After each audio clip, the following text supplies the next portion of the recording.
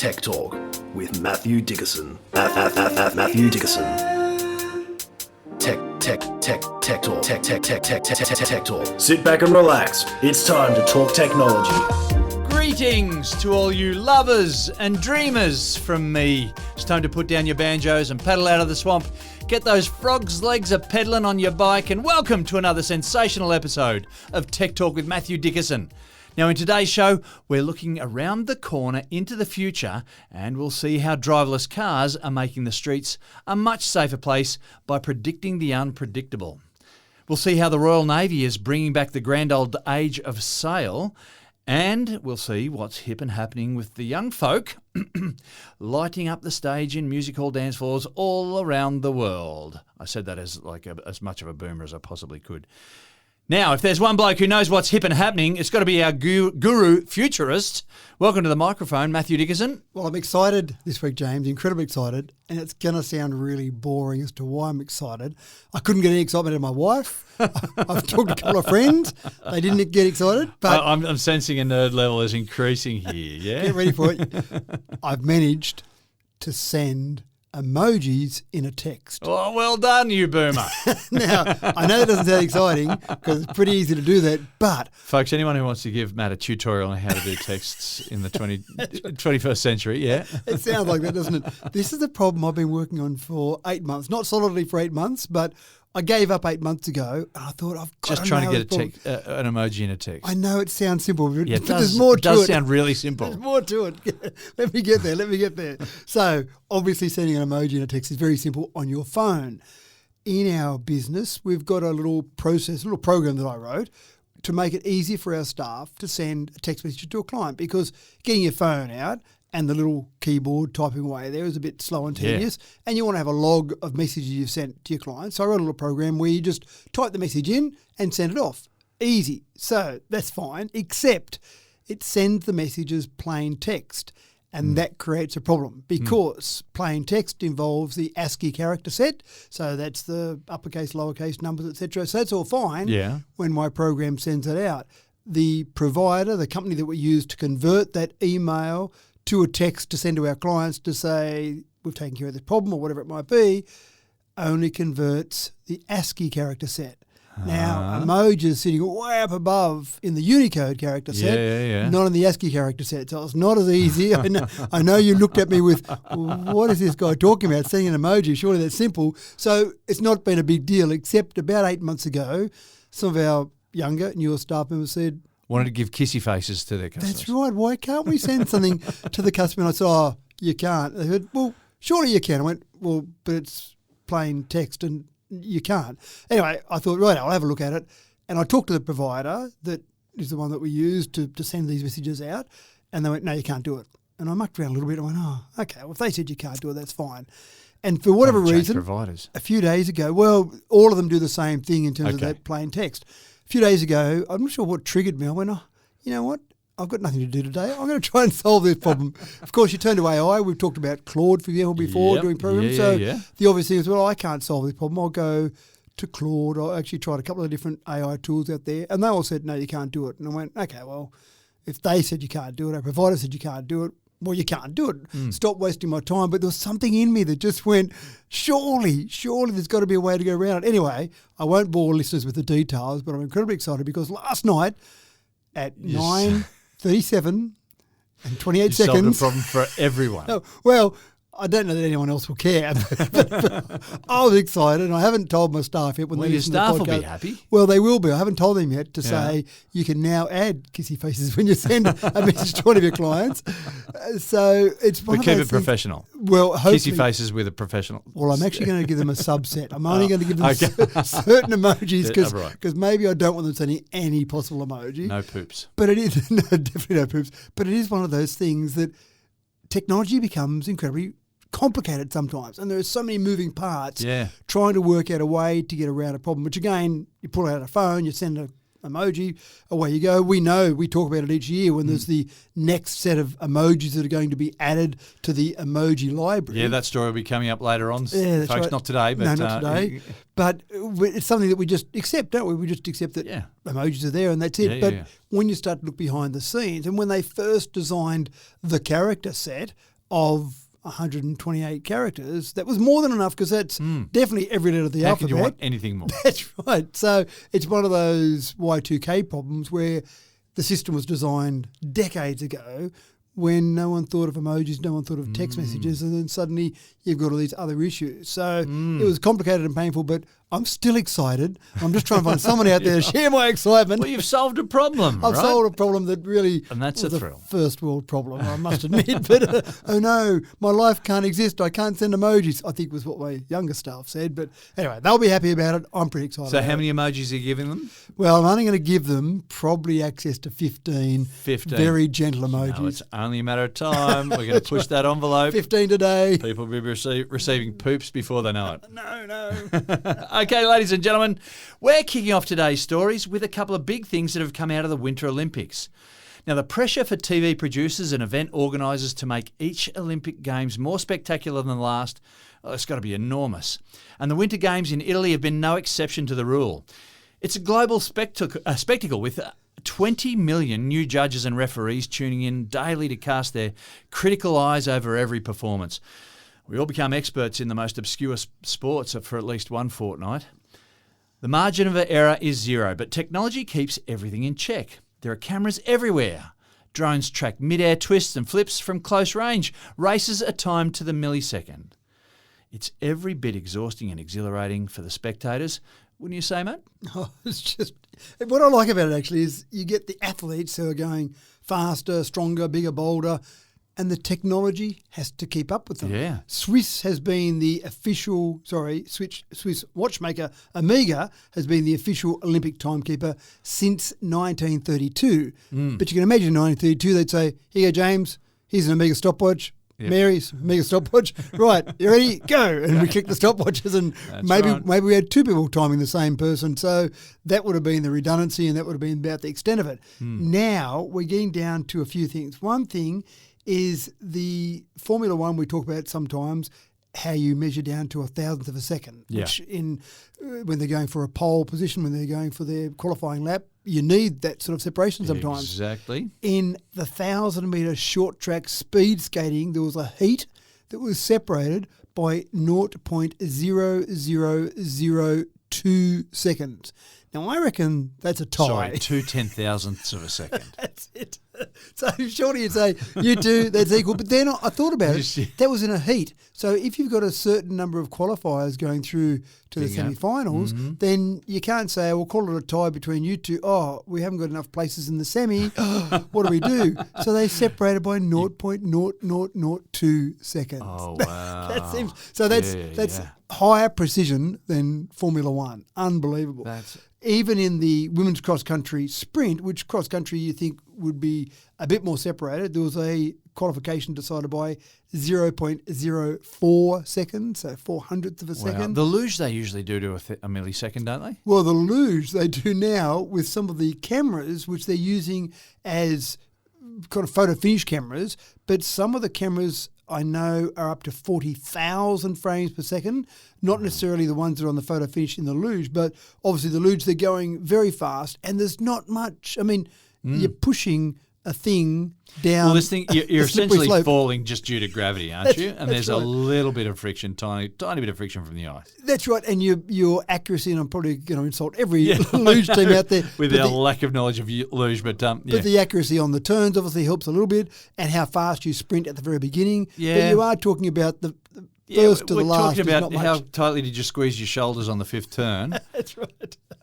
So you need that. So they do have incredibly accurate photo finishes. They've got multiple snapshots just to get the microscopic time differences on there. So that's incredible. But the other thing that I thought was interesting in the figure skating, for example, as an average punter that has no expertise, and then I look at that and go, oh, that was pretty good. I always thought you were right into figure skating. Yeah, I know. You've certainly got the grace and the elegance. I can understand why you might be a bit confused that way. But around the figure skating rink, they've got 8K cameras, as in the resolution 8K. They've got 14 of these, and they feed all this footage into AI systems so that essentially the viewers can see these real-time 3D models.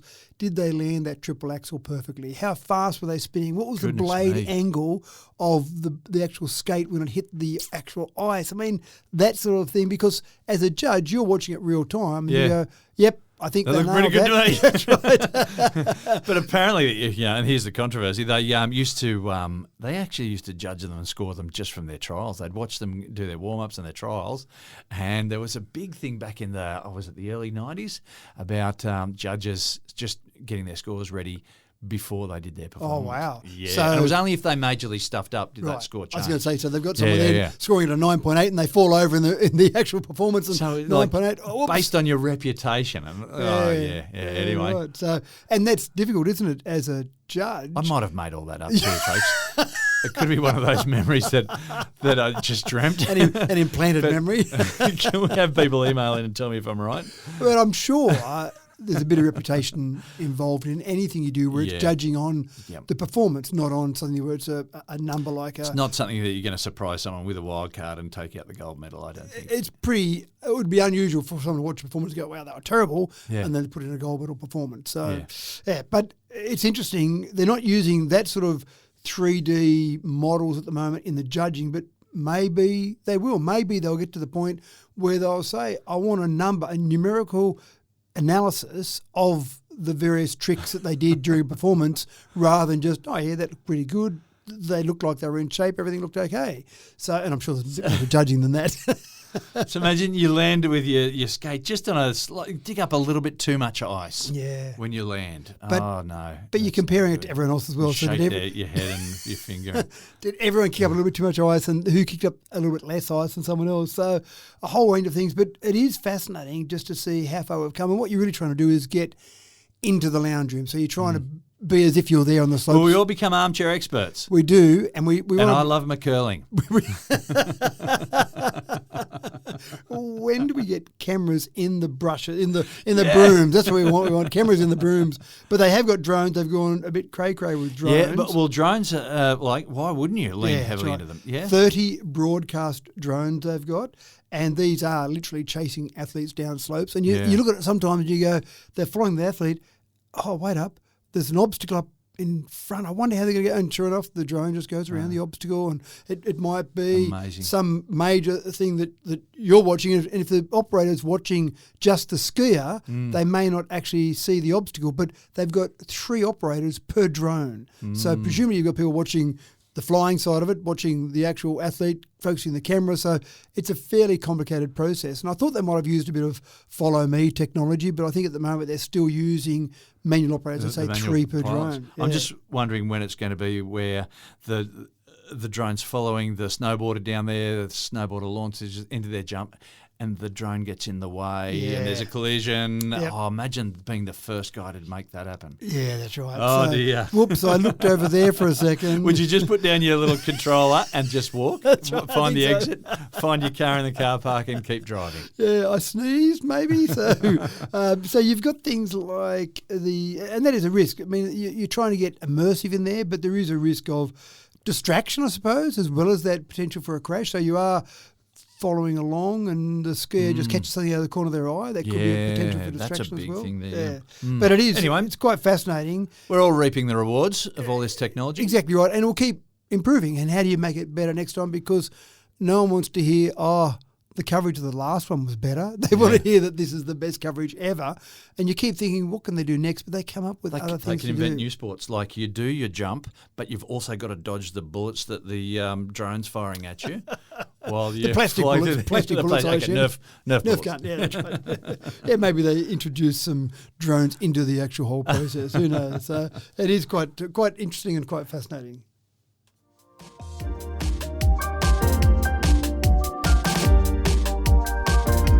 Many of the competitions in the Winter Olympics require a bit of a death wish, I think.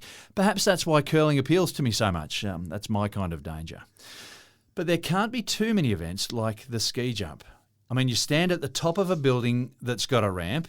You let gravity take hold with near zero friction as you hurtle down an impossible slope. Then you launch yourself into the air and fly for what seems like minutes without wings, and then you don't crash at the end. Matt, what sort of tech similar to a parachute, or anything smaller than a parachute even, is going to help a ski jumper? Well, there's a couple of things with ski jumping. There's been a bit of controversy recently as well. So, to your point there, just to wrap some numbers around there, it's a 115-metre ramp, so that's a fair ramp to go down, as you say, ramp, with right? gravity. And really, it's just a free fall. It's a free fall, essentially, that's right. Not much friction in the skis. A slightly guided free fall, yeah. That's right. And then you're hitting speeds around 100 kilometres an hour, and you're trying to jump maybe almost 150 metres. Now, that 150 metres is kind of down a slope, so you're landing a bit gently if you get it all right. Yeah, but it's still, you're 150 metres in the air. That's right. 15 seconds. And then don't crash. That's right. 15 seconds, you're hovering in the air. And the interesting thing is always you see the angle that they're leaning forward and they've got the skis. What they're trying to do is trying to make their body as much like a wing, so you're increasing the surface area as much as possible. Now, I didn't realise this, but there's a huge amount of scrutiny of your suit.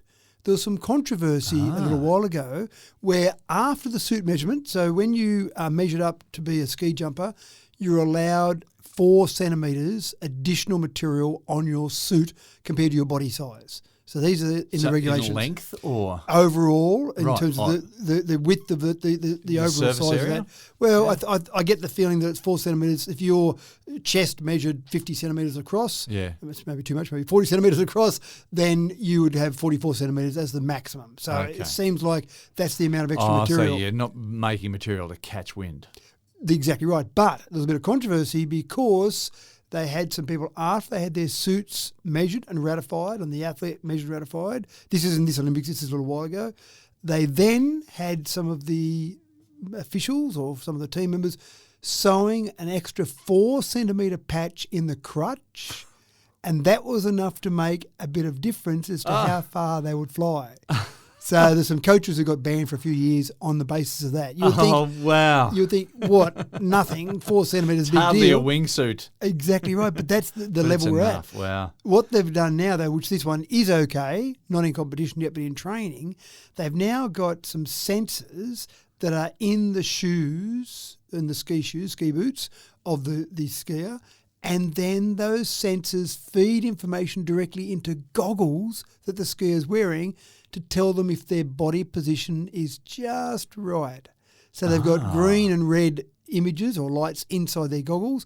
If they lean too far forward, they'll get a red light at the top of the goggle, for example. Lean back, green, that's great. Lean too far back, red at the bottom of the goggle, left or right. So that's the level we're at, because when you think about it, I remember when we were a kid, we used to race BMX bikes. Yeah. And every time you'd go to a race or somewhere, there'd be some kids say, oh, look, we found a cool jump over there. Let's see who can jump the furthest. And of course, you'd go flat out of that and you'd jump.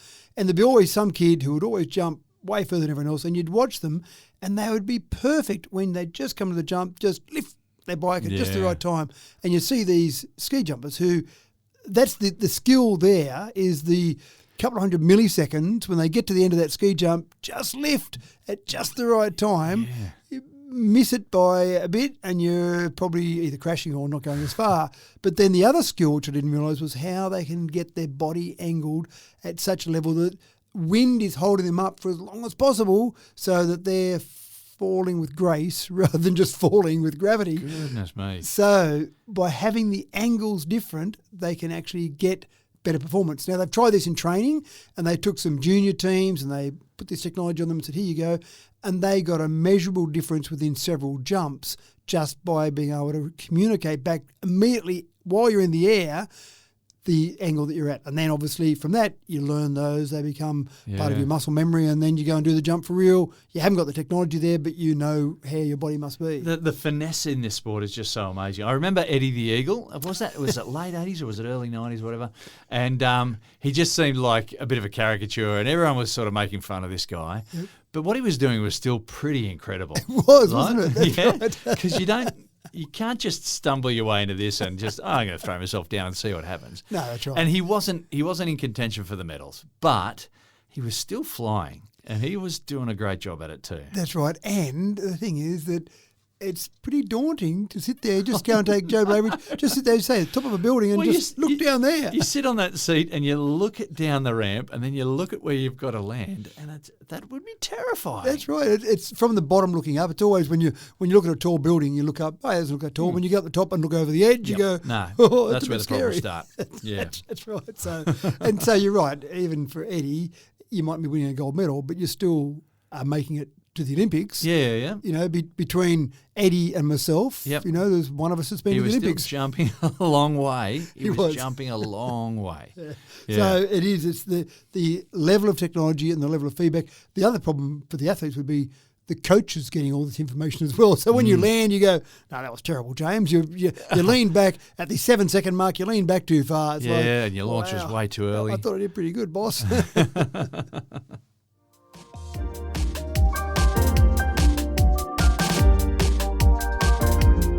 As a teenager in the 80s, when video games were still emerging from the chrysalis, shall we say, computer chess was big. Well, big with the cool kids that I hung out with, at least. Now, it was one thing to have a computer chess set that was on the screen. It was just the visual display there. That was cool. But if you were a real fan like I was, you had a computer chess board. There's something about the weight of a piece in your fingers as you're moving around a board. You got to get it. It was just a bit of a letdown that I had to move my opponent's pieces to. It was unnatural and, let's face it, a bit humiliating if you were losing. Matt, it's taken 40 years, but computer chess can now do its own dirty work. It can indeed. So when you used to play on those chessboards, a square would light up to tell you where to move to? Yes. Well, you'd have the grid and you'd so the square would have the grid. So the LEDs were on the edge. Yeah, right. And so okay. So you're moving this piece, you've got to pick up this piece and you move it too. That's right. And you'd look at it and go, oh, that's a good move. I don't want to move it there. I don't want to do what I've been told to do by the computer. So that's, as you say, a bit humiliating when it's kind of, Well, you've got to move the computer's bits and it's like, oh, no, I'm going downhill. Yeah. So this is a little bit different. And there are some commercial boards out there available as well. This one was a bit of a homemade system. But basically, it's a system where the chess pieces will move themselves. And we've got some pretty clever technology involved in this, but when you think about it, magnets, I mean, you see magicians do it all the time with a magnet underneath a board and they can move things around there. Yeah. It's just a matter of having that magnet be able to move it in the program way. So a bit of technology in terms of the chess brain and then having a PCB with a magnet underneath it and then chess pieces that are 3D printed with magnets. So this was all done as a do-it-yourself home project. Bit of time involved, but I love the fact you can get all this together and then make it happen. So you then play chess, you move the chess pieces, the sensor picks up where you've moved yours, the computer works out where it wants to move theirs, and then, lo and behold, the chess piece just moves itself. Freakish magic. That's right. Now, still a few issues. The first one is if there's another chess piece in the road where you're moving your chess piece to, then it's a bit complicated. It kind of bumps it out of the way. So it can't levitate, it can't move around it. It just goes as the piece there. But I imagine that you could get to the stage where you program it so that it can move it around it. Just need bigger squares, don't you? Oh, maybe. I was thinking going to other squares and then coming back into that one. The other thing is that when you get your piece taken, then it kind of just bumps into it. You want it to be more dramatic. You want it to come and have an alarm that pops out and just knocks you over or something more dramatic. But I do like... Or explodes it. Maybe that's it. Oh, damn, I've got to buy a new set of pieces. Every game I play, a new set of pieces. So I think the idea here, though, is quite clever in that you want the tactile feel, but you also like the idea of a computer doing the work for you. And it just, I like the fact that we've got this ability to make this sort of stuff ourselves. And I'm not saying every person's going to go and make their own chessboard like this. There's a bit of work involved, but we've got so many tools available to us now with 3D printing. And what you can't 3D print isn't worth doing. Exactly right, yeah. So a car, well, you probably could 3D print a car. You just definitely a big 3D printer. Yep, I've seen it.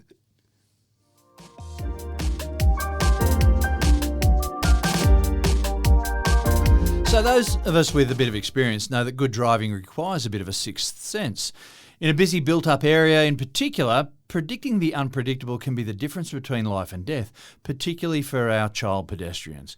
And now, in a world that includes driverless cars, an angry mob already awaits the culprit for the first driverless car fatality. So, in order to avoid major international headlines, autonomous vehicle companies learning how to see around corners, Matt. So it was actually in January this year, there was a Waymo vehicle that struck a child in Santa Monica. And obviously press is often bad when that sort of thing happens. The child didn't die, luckily. Yeah, and there's a subset of people who kind of want to see this happen so they can get wound up about it. Well, maybe. You might be spot on there. Now, in this case, there was a car driving along at 27 kilometres an hour. A child ran out from behind a parked car, behind a parked SUV. So it would have been near impossible for a human or an autonomous vehicle to see. But because it's an autonomous vehicle, it's not distracted, it's got very quick reactions. When that child came out, it braked very quickly, got down to 10 kilometres an hour and then hit the child. Now, the child got a few scratches and bruises, all pretty scary. But, of course, people want to say, look at those autonomous vehicles, they're running over kids. I absolutely guarantee that if it was a human driver, it could have been much different. Oscar Piastri driving, someone with incredible reflexes, and still they're probably going to hit that child at 12 kilometres an hour, 14 kilometres an hour. So they're still going to hit the child because the physics of the car travelling are just not going to be able to stop in time, despite the fact that the autonomous vehicle would have braked much quicker. One of the problems, of course, as you say, that sixth sense, you're driving along somewhere, sometimes you go, oh, built-up area. Yeah. Oh, I saw an open door on that house over there and a couple of toys there, maybe some kids around. I'll just all those slow little down a bit. subliminal messages that we pick up on once we've got a bit of experience. Yeah. That's right. So you're looking out for those type of things. An autonomous vehicle doesn't understand those couple of toys on that particular driveway or on that open door might mean a child is out running around free, so it doesn't actually slow down until it sees something. But in this case, the whole concept of holo radar, HOLO radar, is about seeing behind or around obstacles that are there. So this is where you start to see some of the attraction in technology. Now, a lot of the debate in autonomous vehicles has been around cameras or LiDAR. So cameras, so like humans, we've got eyes. We don't have radar bouncing out signals and coming back to us. We see things and then react to them. So some people have argued, well, the best way for an autonomous vehicle is to be like a human and have lots of cameras and see what's happening out there. But of course, you do have LiDAR. We have the ability to bounce off things and get a really clear picture. So others have argued about LiDAR. I argue for both. I say, why can't you have both? Yeah, that's right. Why not have cameras and LiDAR and then combine the two? And in this One thing LiDAR with light can't do is diffract around corners as well as radio waves. Correct. And the same with us. With vision, we can't see around corners because we're relying on light waves to hit our eyes. Bingo, yeah. Holo radar uses radio waves, and radio waves, because they're much longer wavelength, can sometimes see through things, but also can sometimes bounce off things and see around. And so there's been some researchers at the University of Pennsylvania that developed this holo radar, and they've essentially been able to do some experiments with just robots, not cars, just robots moving around the campus and constantly sending out this holo radar signal and getting it back and actually being able to see a 3D picture, including what might be behind or around. So take the example of the child running out. While it's bouncing out a signal, it can possibly get through that car. It can possibly get through a wall or obstacles that might be there and see other things that might be there and say, hold on, I can see a child moving along there. A lot of processing power is going into this to actually draw that picture quick enough, but eventually get to that stage where it could see that child behind the parked car before they've actually come out and be seen visible. Now, it might not mean they brake suddenly, but it might mean I can see a child, it looks like they're running out, I'll just start slowing down now, and then sure enough, they come out, I've already slowed down to 15 kilometres an hour, I can stop completely before that child. Yeah. So we're getting there with all this extra technology, and we've talked about it before. We're really clever, you and I in particular, but we're really clever as humans that we can actually drive a car, which computer programmers, autonomous vehicle creators are saying, gee, it's harder than we thought. We're trying all these different things. When we will get to the stage that we will all go, wow, why would a human keep driving a car, is when we get to the stage where we get some of this technology that's going to give better capabilities than humans. Quicker reflexes, seeing around corners, better vision, a whole range of things. That's when it'll be better. I mean, holo radar is also good because it works at night time, whereas radar works at night time as well, but LiDAR, again, as you said, relies on light. Yep. You rely on some sort of daytime or some sort of light to be able to actually make that work better. Same with cameras. So, yeah, we're getting there slowly but surely. But if you go to a plane and you said, right, we've got a new feature, we're going to fly Sydney to LA and we're having a human in control all the way, no more of that autopilot silly stuff. We're having a good old-fashioned human in control. You'd go, oh, gee, I don't mind autopilot. Seems like it's going to keep it on track, the right height, the right direction the whole time. We've come to accept that we get on a plane and we fly any distance at all, there's going to be a computer in control of that plane. So that's okay, but we're not there with cars yet. So it's something that I think we need to get to that stage. I think it's only a matter of time, as you say. Yeah. Well, people are working on the first one that comes out with an autonomous vehicle that everyone goes, that's the one. They will capture the market.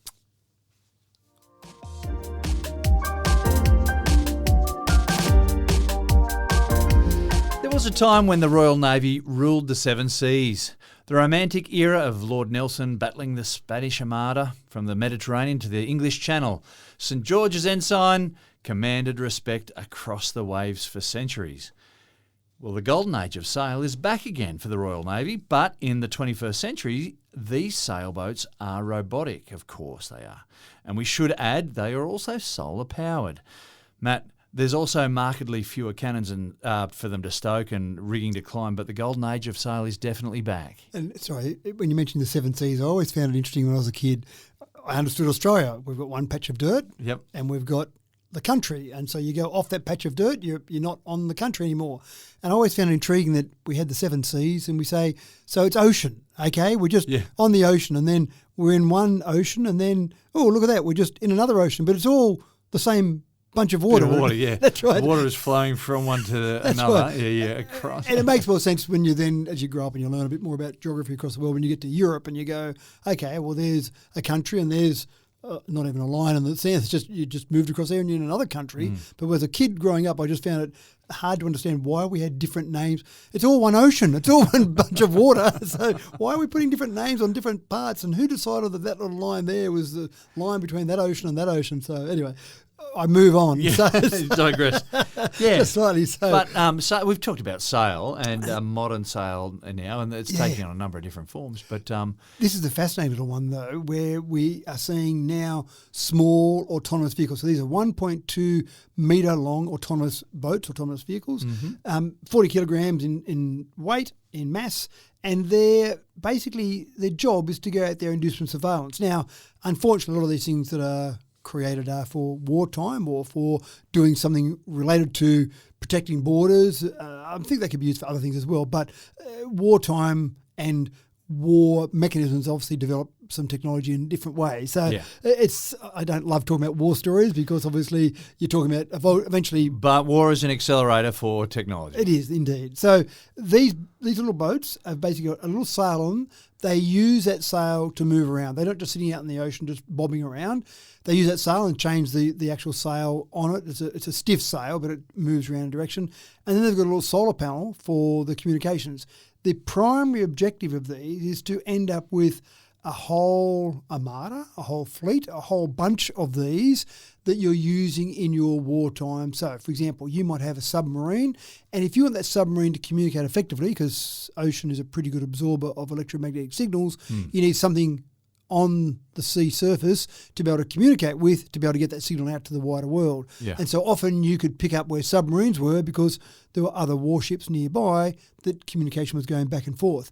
If you go and put one little boat, one little 1.2 metre boat, and have it always above your submarine, then the other guys, the bad guys, say, well, we reckon there's a submarine right there. That's right. So, but the idea of these is you might launch 100 of these, more than 100 of these, and they're in constant communication with your submarine. They're also looking for other things that might be in the water, like other submarines from the bad guys. So you've got this communication capability, and they can move around. You can decide where they move around with the wind, so they can be launched out there and go for, well, they've already done testing for 6 months of them out in the water, but literally, years. I'm kind of going until it breaks down. It's almost like forever because it's got the wind to move and it's got the solar panel to charge up what it needs to do for communication, and away it goes. Now, on the good side, they have been used, or something similar has been used for example, being able to send information from storms. You get a big Category 5 storm, you want to know what it's doing, where it's headed, how strong the winds are, all sorts of information. Then uncrewed vessels like this can go into those storms without risking any lives. So we're going to get more and more uncrewed vessels.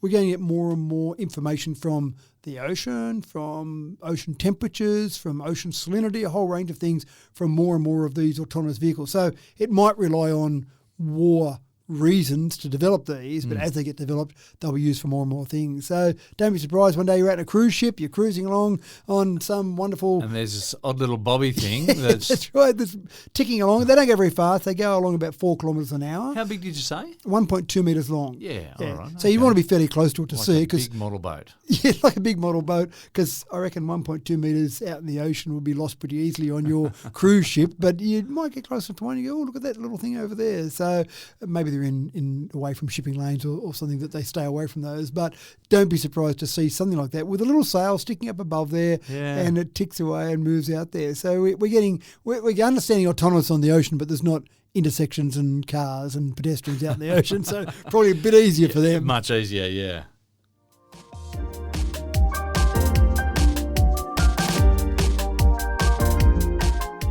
We take so much for granted these days. Accessibility is almost a given in the developed world. But if you were suddenly to lose one of your facilities, let's say your hearing, for example, I wonder what shape the world would suddenly take. Now, I wonder how participating in sport would be. The big events, the whistles from the ref, calls from the players, the roar of the crowd. Matt, as we're about to find out, at the Deaflympics, and there's a Deaflympics, it's all about translating sound into any other sensation. One of the things I love about this podcast is I learn lots of stuff every week as well. I knew about the Paralympics, but I didn't realise there was a Deaflympics. Deaflympics. It's been running for more than a century. I feel guilty now that I wasn't paying attention. That's right, that I didn't know about the Deaflympics. A century it's been running for, and I'm not aware of it. So what they've just run recently in Tokyo, and what they've been doing and focused on is transferring some of those some of those sounds into visuals. So you talk about the roar of a crowd, you talk about some of those sounds. Well, we take them for granted. In fact, I find now you go to T20 cricket, it's too noisy there because they're trying to create so much atmosphere. It's like turn the sound down a little bit because we don't need it constantly, but there's a lot of sound. And it could be the sound of the sport, the sound of the crowd, a whole range of things, but we just take that for granted because we can hear. But for people that can't hear, what does that feel like? How does that work? And so fans in particular, how do you get into the atmosphere of it when you can't hear what's going on? And forgive me, I'm going to go to hell for this, but the boxing event is going to have like a big screen with the Batman boom, crash, splat.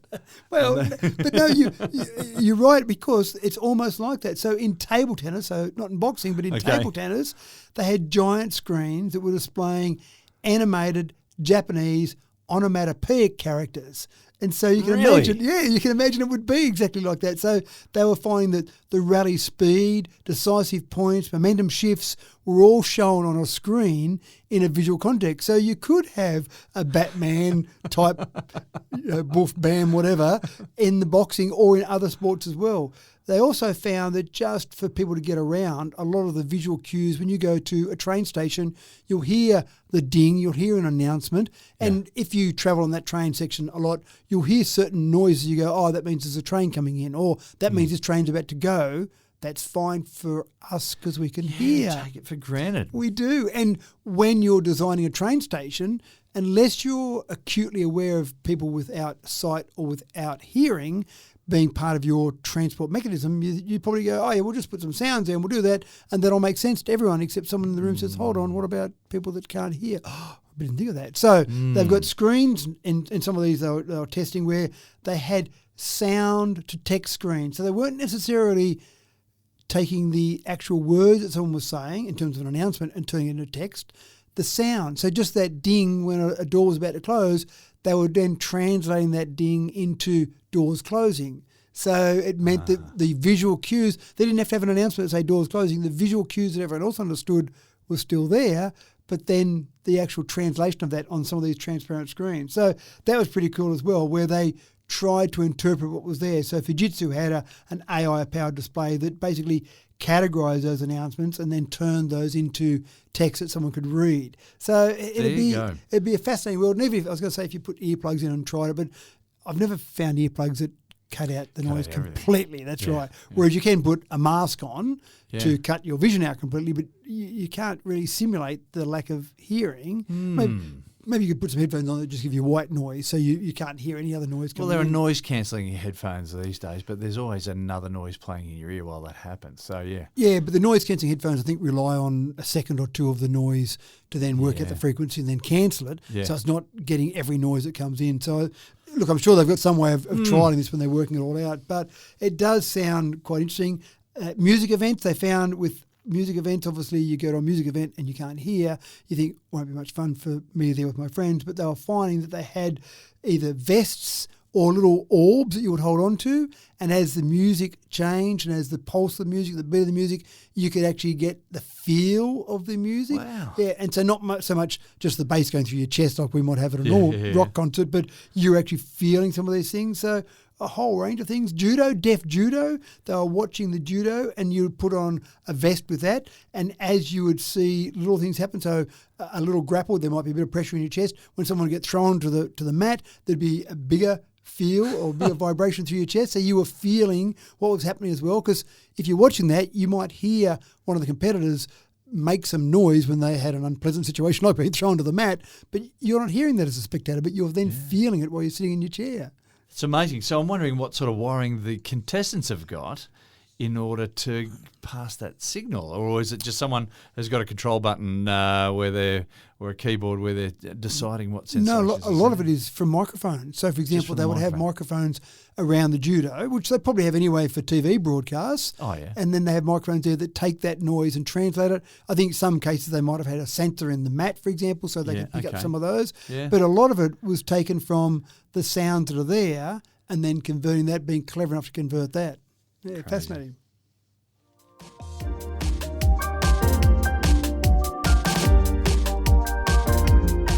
Now, for the vision impaired, getting ready for the day, any normal day, is, I imagine, largely about routine and just remembering the order, sequence of events, shall we say. So much of my morning business relies on visual cues, and the mirror by my door on my way out, well, that's a reminder that I've just left my glasses behind, or I've forgotten to brush my hair, or I've totally disordered the buttoning of my shirt. There are fewer items more useless to a blind person than a mirror, I'm sure you'd agree. But Matt, AI is about to tidy all that up in 2026. Do you find some of the things happen often, that your buttons are out of order? I thought I was ready to walk out the door, but I am so not.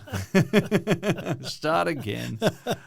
So you're right, having a mirror for a blind person seems a bit pointless. And a blind person might work out how they look by feeling their own face, but what do they have to compare that against? Yeah. We don't realise it, but as we walk around society, we see people all the time, and we're probably comparing what we're looking at, or see if their buttons are done up correctly on their shirt every time we walk around. But for a vision impaired person, then you can't do that. So you might feel your own face. It's a bit uncomfortable when you walk up to someone and you start feeling their face, and wait up, your nose looks a bit bigger than my nose, and you're feeling your own nose and trying to get an idea. You're happy of that. with your hair? Is it brushed? As you want it to be brushed. And then you run your hands through your hair and you've just mucked up your hair. So the idea of this is there are some apps out there, Be My Eyes, Envision AI, Aira, AIRA, Aira Explorer, are textual mirrors. So basically you show your face to your phone and it tells you what your face looks just like. says, nope, not today. Go back to bed. Go back to bed. It also looks at your clothes to see whether you've got your clothes looking reasonable. I remember talking to a friend of mine who said they were colourblind, and whenever they go away to a conference and they used to wear a suit and a tie, they said they had to get their wife to pack the shirt and tie and suit in little groups, if you like, to make sure they didn't put a tie on that didn't match the shirt and that type of thing. I think I need my wife to do that anyway, and I'm not colourblind, but I think in this scenario, how do you look? Well, I don't know. So you take a photo, essentially, or you show your image to this particular app or one of these apps, and it will describe your outfit. It will tell you in a verbal form what you look like, not you're terrible, go back to bed, but what you look like, how your look is. Maybe you need a shave, and obviously you could feel that, but maybe you need a shave. Maybe you need to change clothes. But sometimes you're in a bit of a hurry and you don't feel your cheek to see if you need a shave. Yeah. And I'm just touching my face right now and all I can feel is beard. So, sometimes you just, it's just that glance in the mirror you realise, I've forgotten to... Yeah. And so there's all this thing. I think one of the great things about technology is that people with various impaired capabilities might be able to have technology help them out in a whole range of ways. Now, the ultimate solution would be that we eventually get to the stage where we can restore vision or restore hearing for people. We're still some way away from that in lots of examples. Yeah. But being able to have technology help out in some ways, it's just there are so many people out there developing technology for so many different areas. It's an incredible technology world. And there's dignity in independence. But people, absolutely right. People want to be independent. Yeah.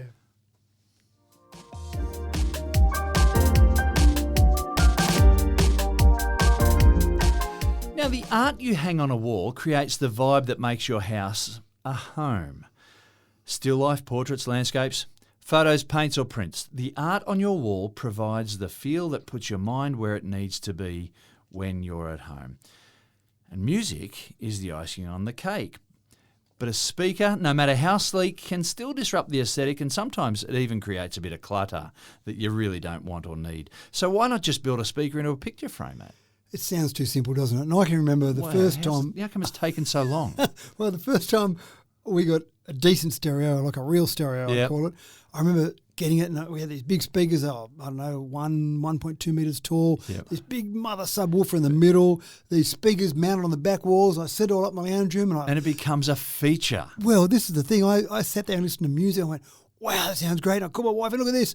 And she went, oh, it looks pretty ugly. I went, no, listen to it. Just sit here. Was it one of the ones with all the lights and sirens on it? Well, it wasn't so much that, but it was just they were so big. And I think that was my wife, the first reaction was big, and the second reaction was, but it doesn't go with the couch. I went, oh, no, you're missing the point. It sounds so good.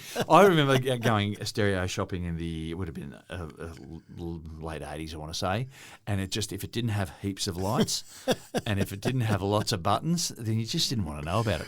But it was so intrusive. Yeah, that's right. They're so big and intrusive. That's exactly right. Now, we've got things like sound bars that people sit below their TVs now. Yeah, and I've resisted the sound bars because I'm thinking that can't put the sound out as good as a big mother subwoofer there because it's just got more volume where it can move. Like, it can't be as good. You want to feel it going through your chest. You want to feel that. That's exactly right. So you go to a rock concert, you don't see some sound bars at the bottom of the stage, they haven't used any sound bars at all, have they? They've got big mother speakers. So I kind of resist a little bit. But when I see this sort of technology, I go, oh, maybe I need to catch up with the times because this is quite fascinating. This particular model is a Samsung, but there are other companies out there as well. They've got the Samsung Music Frame. Go and have a look at it. It's an 8 by 10 inch picture frame. Sits on the desk, sits on a wall, put it wherever you would like to put a picture frame.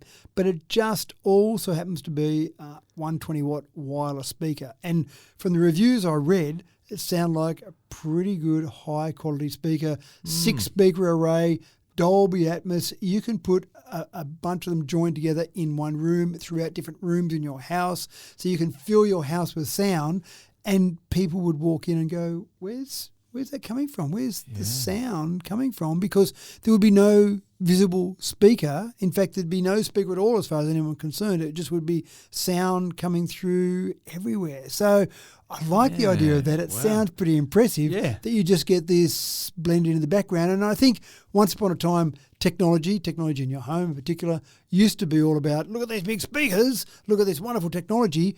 I just wonder whether now we're slowly moving across to technology just being hidden away. Well, we know, it's not clever to have these big speakers anymore. It's, you still want the sound and everything. Yeah. But it's about hiding it. Well, and I think that's it. I think technology is getting now to be part of the house rather than make it look like, look at this big technology I've got, speakers or whatever else it might be. TVs, they used to be a feature. A TV cabinet used to be a major piece of furniture to fit your big CRT TV in there now. Shout out to anyone who's still got a stereo cabinet or a TV cabinet. That's right. That's so functional. Now you want a nice, sleek TV mount on the wall. We've done stories about rollable TVs that you can't even see the TV until you want to watch it, and then it unrolls and you watch TV and then it rolls back up again or rolls back down again. Discrete technology. Discrete technology. So we are moving to discrete technology. So this is just another one of those examples of that. And again, there are other ones out there, but I can imagine this is one size, one model at the moment from Samsung, but why won't they just start to bring out a range of different ones and you just have picture frames and then you start to combine the changing picture frame. This one you can put whatever picture you want in as a one-off picture frame, but rolling picture frames like we've got with our digital frames now with speakers built in, that's all part of your whole stereo system. It just, it does sound pretty exciting.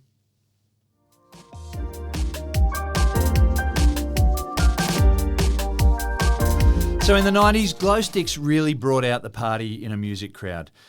But the development of LEDs, well, dance floors and raves, mosh pits just exploded with high-energy light shows. The party evolved even further with headphones and silent disco effects. Now, if you really want to know what's happening in with the young people, shall we say, and let's face it, I would know, the latest gimmick in getting dance floor blazing is the laser glove. Lasers on your fingers, folks. You heard it right. Matt, get the fat beats pumping and clear a space on the dance floor because I'm about to get a 10-fingered loaded disco blitz going. I think this is one of those examples of how cool is this? We don't need it. Do you know what There's I no thought? practical reason for it, but how cool. Do you know what I thought first? Was how dangerous. Like you can't like shine lasers in people's eyes and stuff. Well, obviously we're just at free for all now. It's go crazy with the lasers. So you're on the fun police bandwagon now. right. Don't you go using that laser around here? You could hurt someone. So these are gloves which we've talked about it before. Sometimes technology we talk about would not have been possible not that many years ago. This is another example of that.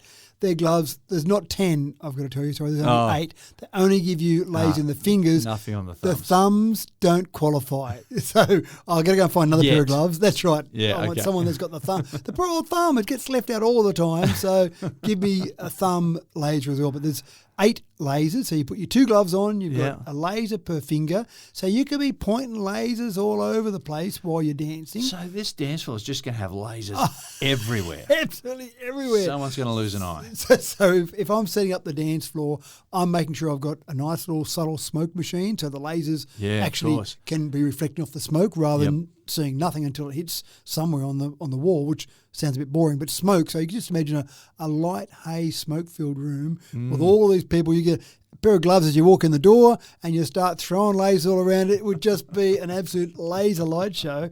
Forget about setting up the laser light show, the people become the laser light show. Exactly. They make the show themselves. So I thought that was pretty cool. But then I started thinking, I want a pair of these around the home. So I'm sitting there in the kitchen and I say to the kids, just go to the fridge there, and I point over there and then pack the dishwasher over there, and just wherever I'm pointing, there's just a laser point. If I'm really serious. Say, Dad, did you see where I put that?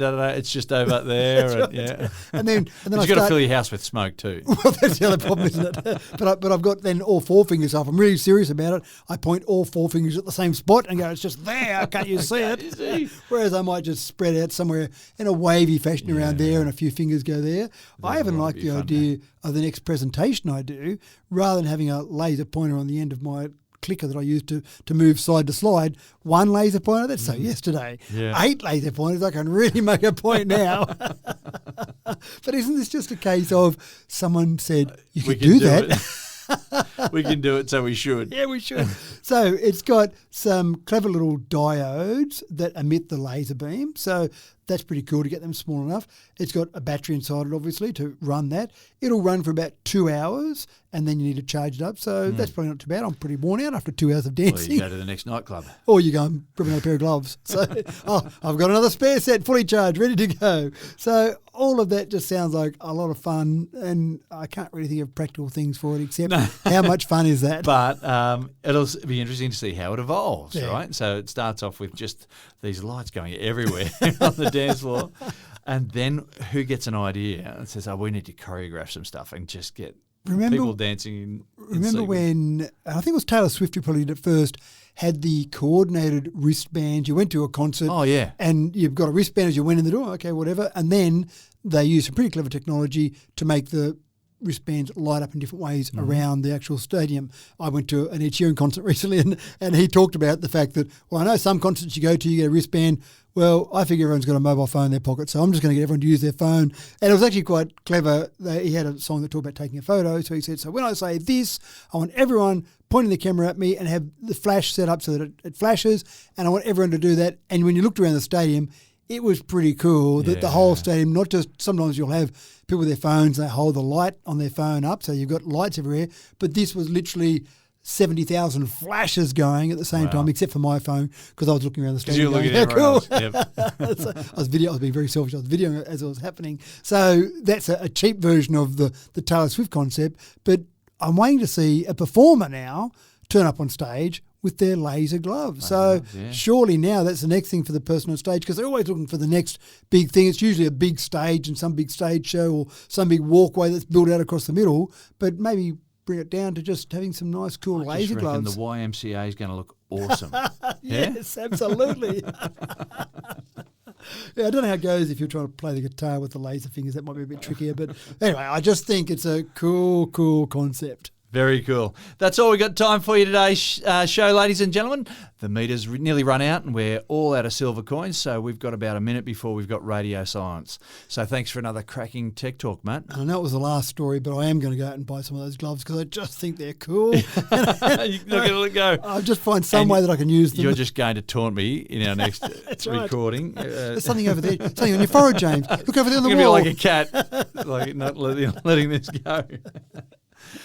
And thank you too for tuning in, ladies and gentlemen. Tech Talk with Matthew Dixon has all the very latest bulletins from the world of science and technology to help you to become the most popular person at the water cooler day in and day out. Improve your social capital with a weekly helping of Tech Talk. You just can't go wrong. I'm your host, James Eddy, bidding sunny skies and clear roads until we meet again, which will be in exactly 1 week's time if we have our way. In the meantime, spread the word, get people on board. The world is changing and we need everyone to keep up. Take care and we'll see you when we see you.